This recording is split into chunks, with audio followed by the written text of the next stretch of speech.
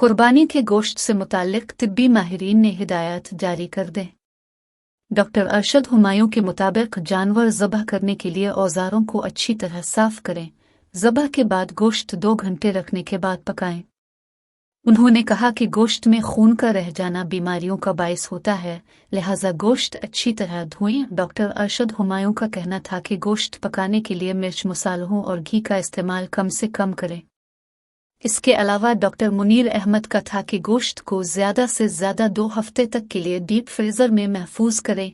Blood pressure, high cholesterol, uric acid और दिल के मरीज़ मियाना रवि से गोश्त इस्तेमाल करें। उन्होंने कहा कि गोश्त के हमरा सब्ज़ी, दही और ज़ूद हज़म चीज़ों का इस्तेमाल करें। गोश्त खाने के बाद सब्ज़ कहवे का इस्तेमाल हाज़मे में मदद देगा। पिम्स इस्लामाबाद के तर्जुमान डॉक्टर मुबश्शिर डाहा ने ईद अल अज़हा से मुताल्लिक बताया कि ईद के दिनों में गोश्त का ज़्यादा इस्तेमाल सेहत पर मनफी असरात डाल सकता है, लिहाजा ईद के दिनों में खाने पीने में एहतियात करें। Cardiologist PIMS doctor Akhtar Ali Bandesha के मुताबिक दिल के मरीज़ मुरग़न ग़िज़ाएँ खाने से परहेज़ करें। दिल के मरीज़ों के लिए बड़ा गोश्त मुज़िर है।